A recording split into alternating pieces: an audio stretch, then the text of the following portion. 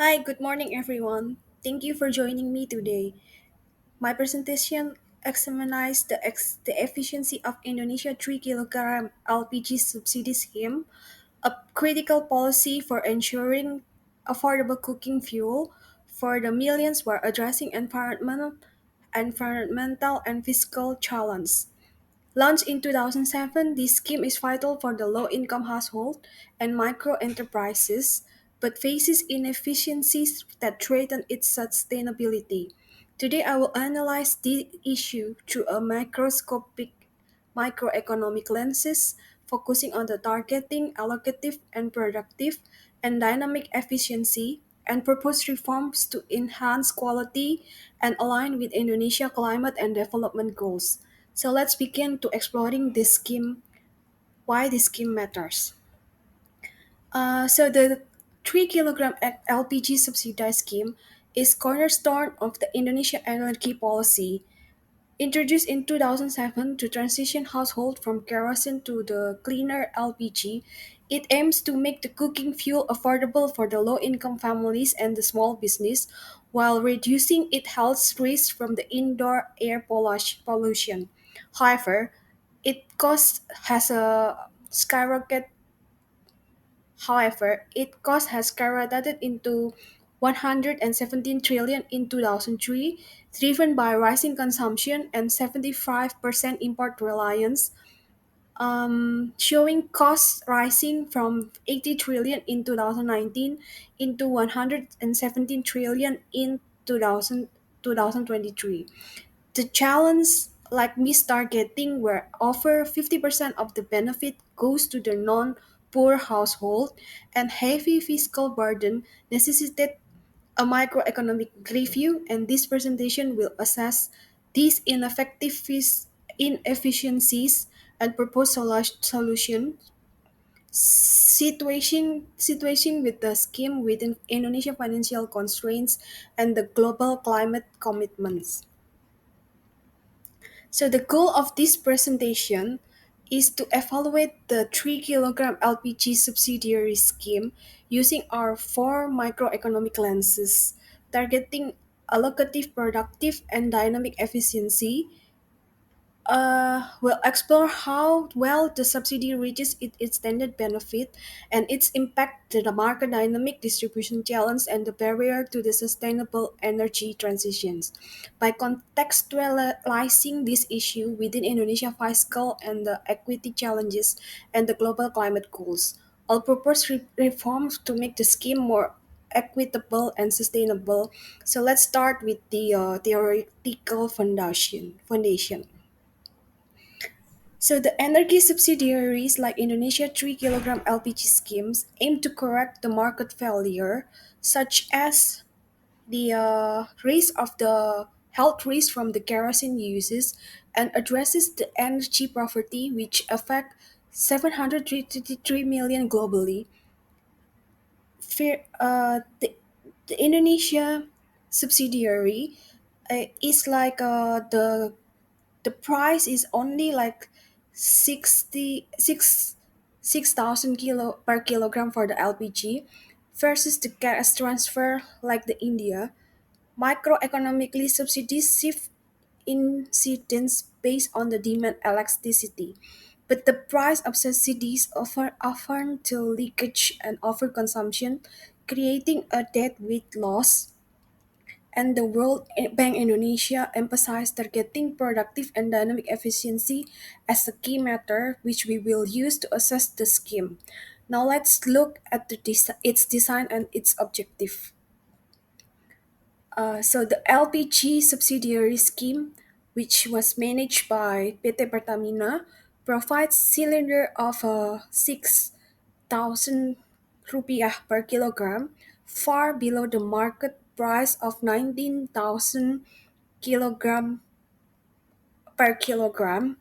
It saves 6.5 million cylinders daily.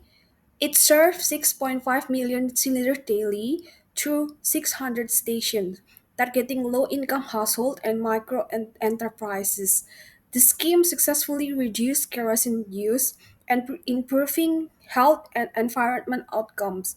But it's open distribute, but it is an open distribution system, which lead to leakage with 50% benefit is reaching the non-poor household, and heavy reliance on import, which is already 75% in the 2023. So let's examine this in efficiency, starting with the targeting. So targeting efficiency. Who will benefits with this targeting efficiency? Targeting efficiency is critical for equity, but the 3 kilogram LPG scheme struggles with the significant leakage, showing that 60% of benefits is to the non-poor household and the 40% is to the poor ones. Offer 50% of subsidy, which is cost 58 trillion annually, it's go to the non-eligible household. This if you can see the figure 2 is the distribution of the direct subsidiary benefit consumption is shows that the subsidy goes to the actually not goes to the low quantile no quantile income household, but to the non quantile income household too. The second and the third one is getting the higher subsidy, so it's targeting a low a non-eligible household. So 40% is goes to the poor household and 60% is goes to the non-eligible household. Meanwhile, it's different rules for the rural poor household, which hold exclusion to the shortage and the markup because of the Indonesia geography. While in the area like Bali, um,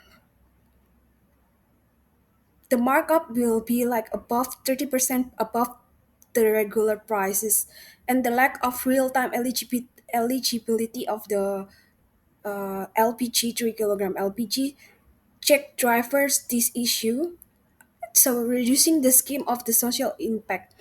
Next, let's explore the allocative efficiency.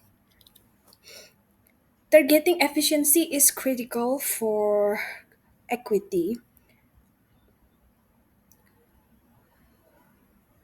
Subsidiary price distort the market signal, leading to allocative in- inefficiencies, showing the subsidized price at the 6,000 market price and the market price at the 19,000, and a shed with dead with loss. The low price fuel overconsumption, 7.8 million tons in 2022, projected to hit 8.31 million by 2026, creating a welfare losses about 98 under 197 trillion, or 0.5 until 1% of the GDP. So it's also discouraged investment in non-subsidized LPG and renewables, as firm cannot compete with the artific with the artificially low price. And now look at the distributor challenge. Productivity product Productive efficiency is hampered by distribution challenge. The price gap between subsidized and the market rates encourage smuggling and hoarding, leading to the shortage, as seen as the case of 2025 recently in Tangerang incident. Pertamina 600 refined stations high incur high logistical costs, and Indonesia archipelago geography exacerbated supply issue with 30% of the rural consumer paying above regulated price, and this inefficiency reduce affordability and equity, particularly by the remote communities.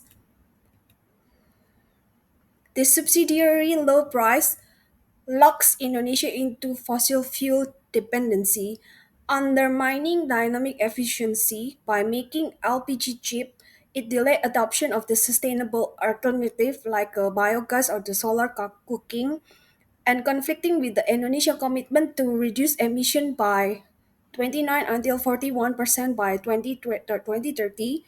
And the market distortions also discourage private investment in the green technology, shifting innovations. The scheme of inefficiencies is already making the fiscal burden diverts fund from education and the healthcare. Environmentally, LPG emission clash with the Indonesia Paris Agreement goals, while 75% import reliance exposes us to the global price volatility. Leakage is worsens the inequality, particularly to the female headed household, and globally, fossil fuel subsidies delay the renewable energy transitions. International case studies actually offer very valuable lessons.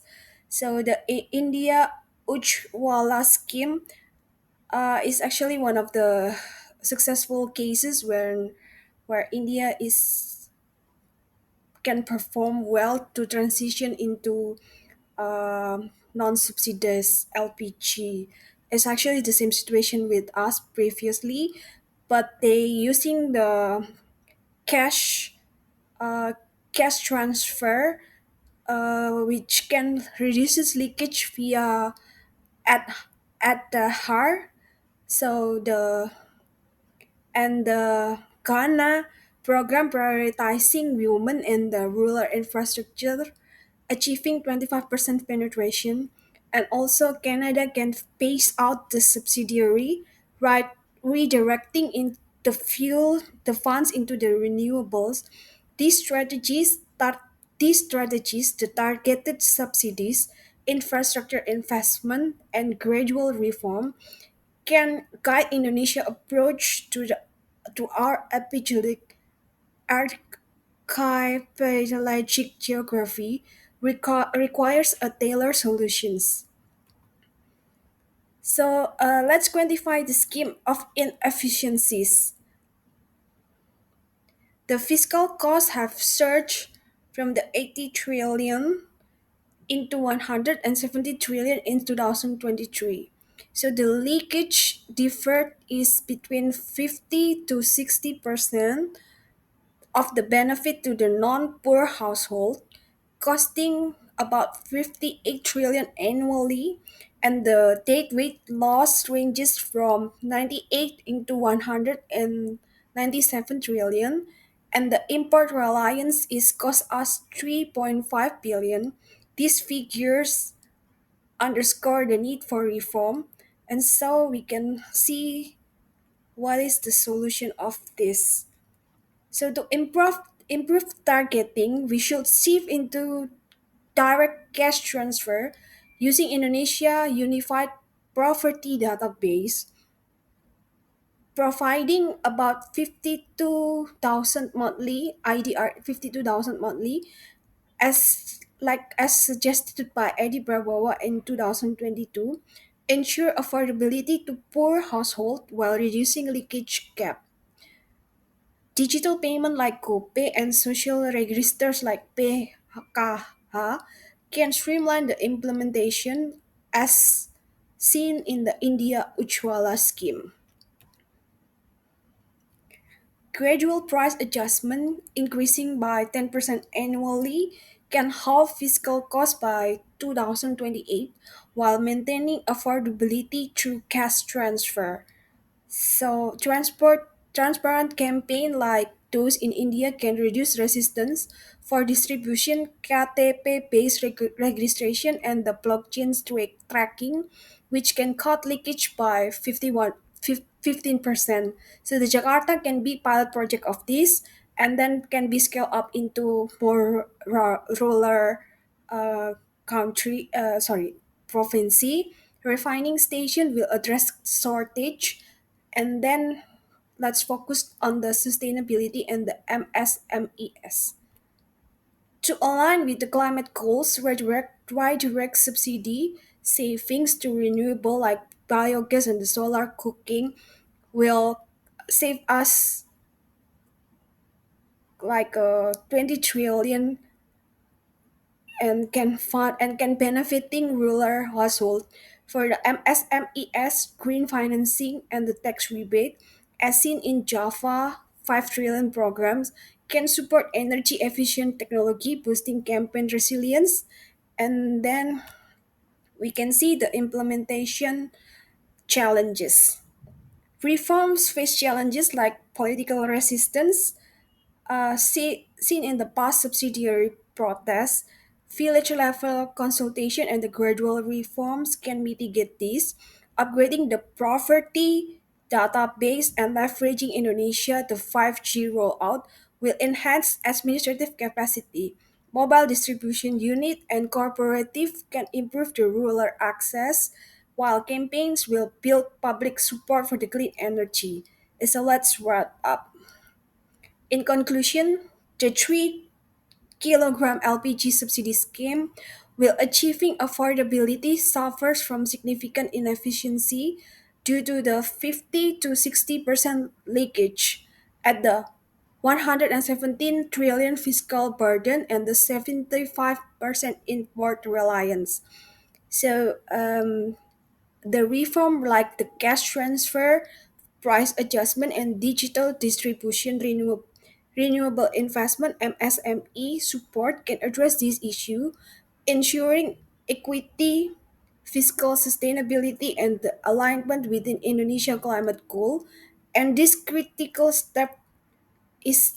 is a critical step toward a sustainable energy future. Thank you.